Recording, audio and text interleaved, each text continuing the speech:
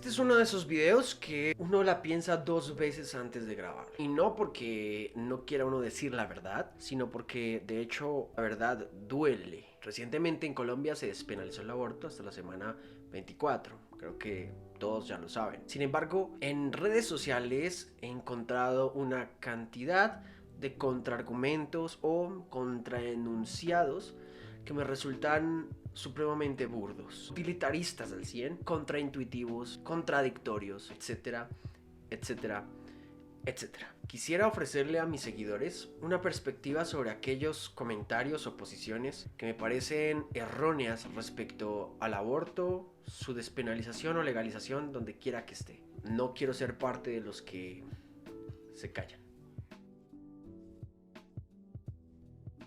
Evidentemente, este suceso en Colombia es histórico, y no solo en Colombia, sino en Latinoamérica. Colombia resuena entonces como un ejemplo de país en donde ya hasta la semana 24 se puede abortar al niño o niña sin importar ningún tipo de causalidad. Sin embargo, el hecho histórico en nada subsana los diferentes problemas que trata el aborto de solucionar. De hecho, hace que esos problemas sean más grandes, más crueles, más inhumanos, y hace que el debate se vaya dirigiendo hacia la dignidad humana. No es un avance en ninguna manera, es un retroceso en el cual nos recuerda nuestras culturas ancestrales y latinoamericanas que claramente sacrificaban a los niños de maneras lastimosas, y nos recuerdan aquellos regímenes donde se legalizaba la muerte de muchas personas solo por su color de piel, por su discapacidad o por su estrato socioeconómico.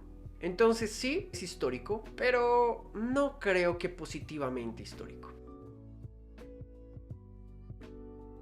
Probablemente el embrismo, sexismo, discriminación y búsqueda de censura más burda que he podido leer y escuchar. Claramente no tengo útero, porque los hombres no tenemos útero, no nacemos con útero. Sin embargo, lo que tengamos en medio de las piernas, de cintura para abajo o en nuestro pecho, de ninguna manera debería buscar censurar o callar a aquellos que pensamos de una cierta manera sobre ciertas situaciones. Curiosamente, en Colombia, la mayor parte de magistrados que aceptaron y le dieron sí a la despenalización del aborto fueron hombres y una mujer. Y por el no, fueron más mujeres que hombres. Es ridículo creer que no es ético que un hombre hable sobre aborto, sobre todo si apoyas el aborto o la despenalización de Colombia de la manera en que ha sucedido. Probablemente la contradicción más burda que he podido escuchar, grotesca y grosera con el intelecto y la honestidad intelectual. Uno de los argumentos que más se usan para aceptar el aborto, legalizarlo o despenalizarlo, es decir que el feto no es persona, por lo que depende de un segundo ser humano. Grandes rasgos, alguien que no sepa de biología, embriología o genética, claramente puede aceptar este punto de vista como posiblemente legítimo. Pero si hablamos de una cuestión de personas solo desde el positivismo del derecho y la ley, creo que estamos reduciendo al ser humano a un concepto jurídico muy esquivo. Pero si observamos el espectro de lo que implica ser un ser humano, por lo tanto digno de ser persona en la sociedad, veríamos un espectro mucho más amplio. Una persona, aunque no sea autónoma, es persona. Un ser humano que no sea autónomo y que requiera de un segundo o tercer ser humano para alimentarse, para bañarse, para medicarse, para ir al hospital, para ir de compras, no deja nunca de ser una persona. La falsa analogía sobre la autonomía de la madre respecto a su propio cuerpo, aún infringiendo el dolor y una muerte atroz y criminal hacia la de su propio hijo, subyace en el hecho de que pensamos que la vida humana empieza en un punto inespecífico de la gestación. Pero, si el feto, desde el momento de la concepción, tiene un ADN distinto, una genética distinta, y a diferencia de cualquier otro órgano de la mujer, genera claramente su código genético, no hace parte de su cuerpo, sino es un cuerpo absolutamente diferente. Claramente, yo respeto la ley, respeto y la estimo y espero que la ley sirva al ser humano y no el ser humano a la ley. Y creo que esta inversión de valores culturales implica muchas veces que el ser humano tenga que convertirse a la ley y no la ley acomodarse al ser humano. Por lo tanto, todo lo que sea ley no necesariamente es bueno. Con que un plumonazo de un magistrado, una corte o un presidente digan algo, eso no lo hace bueno. Recuerda, anteriormente, en muchas otras sociedades, aunque era legal matar a los más vulnerables y débiles, eso no implicaría nunca que eso fuera bueno. Este es constante. Derecho a elegir o a decidir. Es uno de los eslogans que tú ves en la calle y en las personas que apoyan el aborto. Y si bien, en esencia, cada quien decide sobre su cuerpo, hay una contradicción lógica en eso. Porque si comprobamos que biológica, genética y embriológicamente el feto es un cuerpo diferente con un ADN independiente al de la madre y el padre, no estás decidiendo sobre tu cuerpo. En una sociedad en la que tóxicamente se hace un énfasis irrisorio e irracional en la cantidad de derechos, omitiendo la existencia de los deberes que emanan claramente, casi que paralelamente, de los derechos, podemos caer en el problema de querer fundamentar conductas individuales, pensamientos subjetivos e ideologías irracionales como derechos que deberían aspirar a la universalidad. Sin embargo, ¿cuál es mi deber en cuanto a ese derecho? ¿Y ese derecho afecta las libertades individuales de los demás? ¿Afecta la vida de alguien más? ¿Ese derecho atenta contra el bien social o contra los objetivos del Estado de resguardar a sus ciudadanos? Estamos viviendo en la época en donde más énfasis se le hace a los derechos, el derecho a todo, pero no existen deberes a nada. Todo el mundo quiere tener derechos que luego quieren y tratan de imponer como prerrogativas que no existen.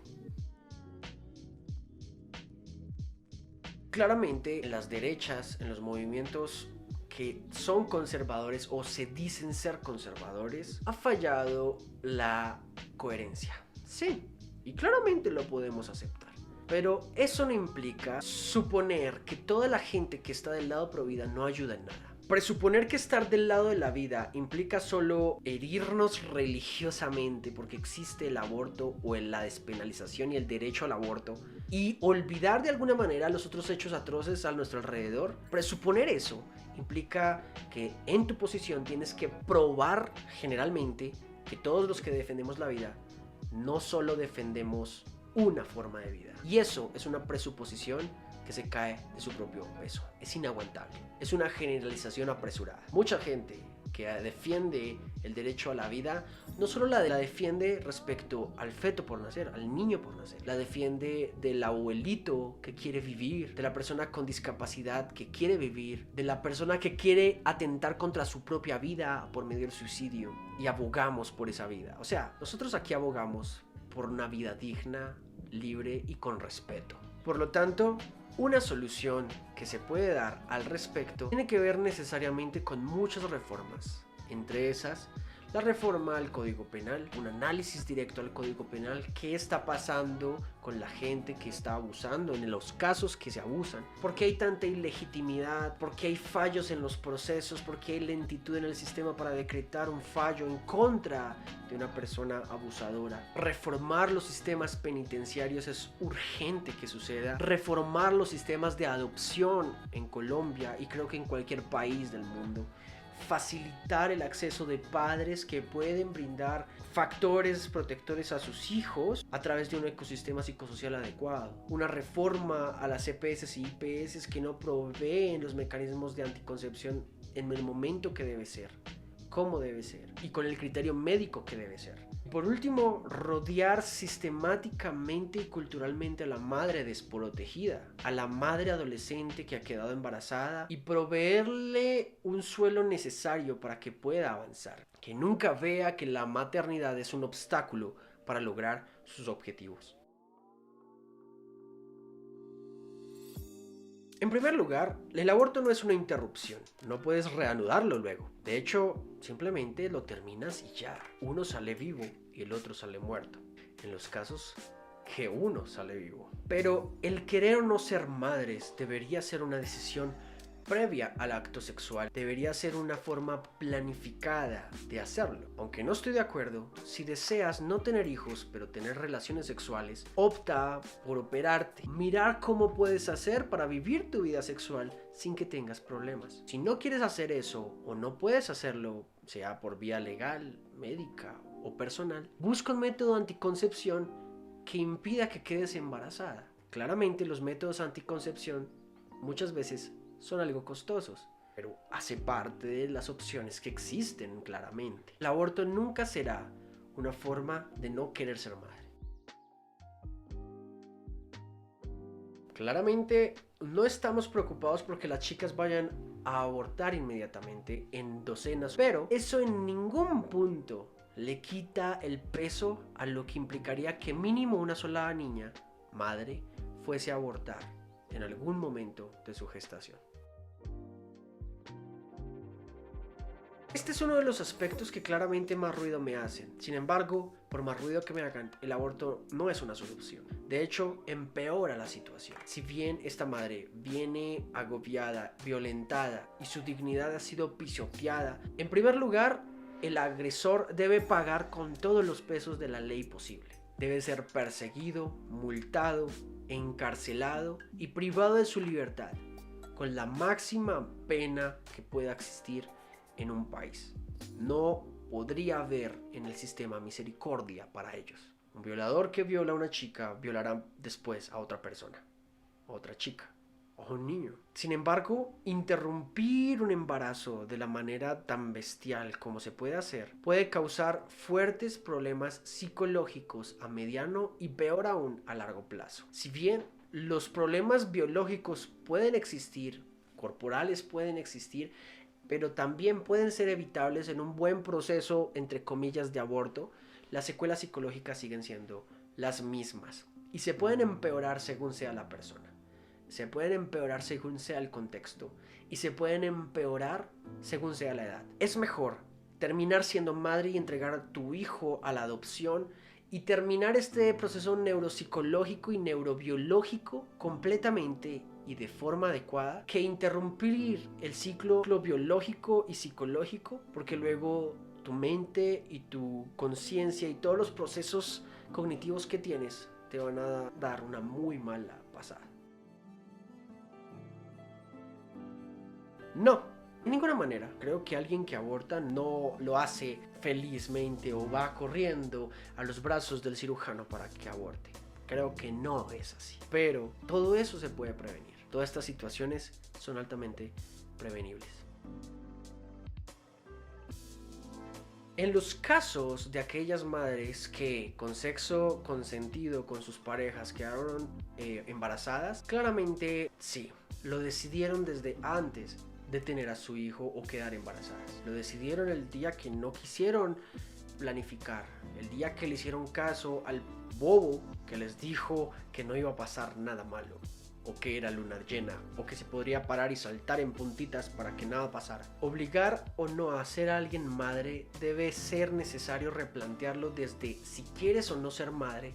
Actúa en pro de eso, actúa responsablemente en pro de eso. Y en el caso de las chicas violentadas, el sistema debe cobijarlas para que cuando den a luz y terminen su ciclo, para no empeorar el espectro psicológico del abuso y perpetuar el sistema de víctima que tiene actualmente, retirar al niño para darle un futuro y una oportunidad, y que la madre salga también con otra oportunidad.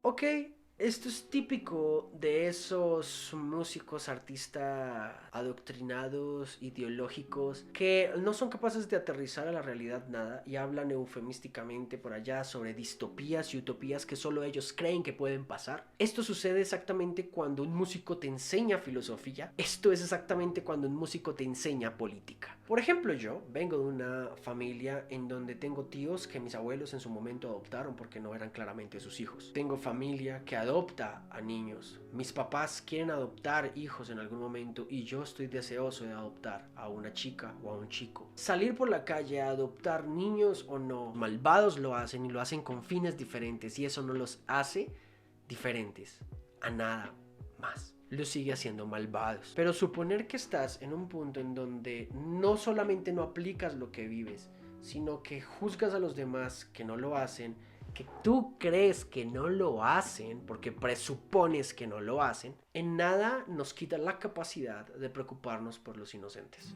Si estuviera en guerra.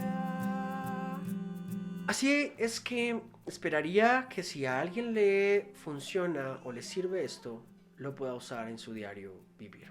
Estas son algunas de mis respuestas y mis reflexiones acerca de algunos postulados a favor del aborto y en todo el contexto de la despenalización del mismo aquí en mi amada Colombia. Si eres una chica que quiere abortar o que ha abortado y necesitas ayuda, por favor, escríbeme en los comentarios para que yo pueda contactarme contigo y mirar cómo te puedo ayudar de la manera que pueda hacerlo.